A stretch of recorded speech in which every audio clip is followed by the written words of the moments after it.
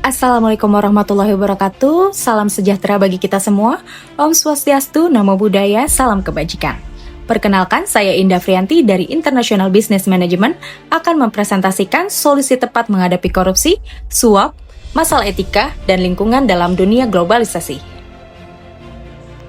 Globalisasi telah mengubah wajah dunia. Negara semakin terhubung, arus perdagangan meluas, dan teknologi mempermudah kehidupan. Tetapi, di balik semua itu, globalisasi juga membawa konsekuensi yang serius, seperti korupsi dan suap yang semakin kompleks, masalah etika dalam bisnis global, serta kerusakan lingkungan yang kian parah. Tantangan ini tidak bisa kita anggap sepele, karena menyangkut keberlangsungan hidup masyarakat global di masa depan. Yang pertama kita bahas tentang korupsi dan suap.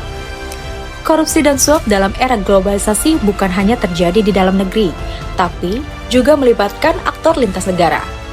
Praktik suap oleh perusahaan multinasional, misalnya, bisa mempengaruhi kebijakan publik dan merugikan masyarakat luas. Dampaknya adalah hilangnya kepercayaan publik, ketidakadilan dalam kompetisi bisnis, serta merosotnya kualitas pembangunan. Solusi yang tepat untuk menghadapi masalah ini adalah dengan transparansi dan akuntabilitas. Digitalisasi birokrasi seperti e-procurement, e-budgeting, dan open data dapat menutup celah manipulasi.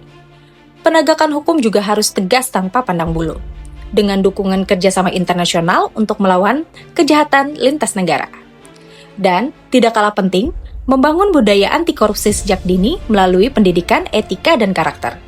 Hanya dengan integritas, globalisasi bisa menghadirkan kesejahteraan yang merata. Selanjutnya, masalah etika.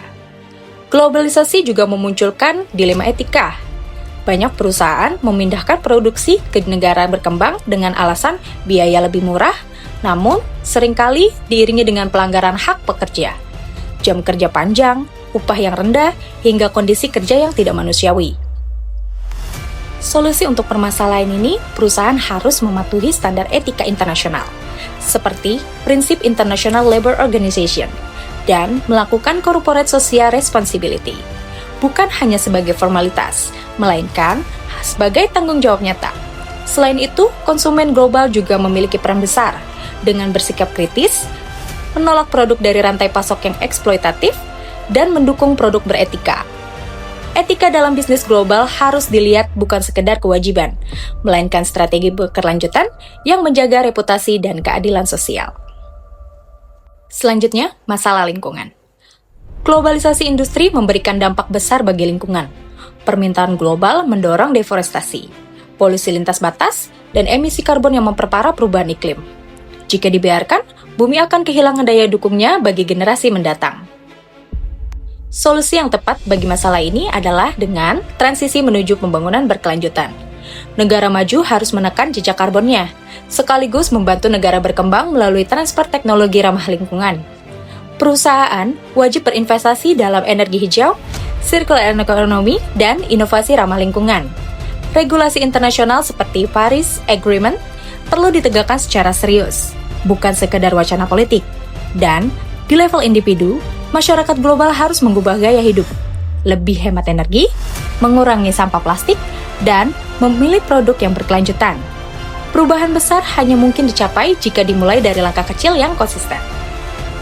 Globalisasi memang membawa peluang besar, tapi juga tantangan yang kompleks.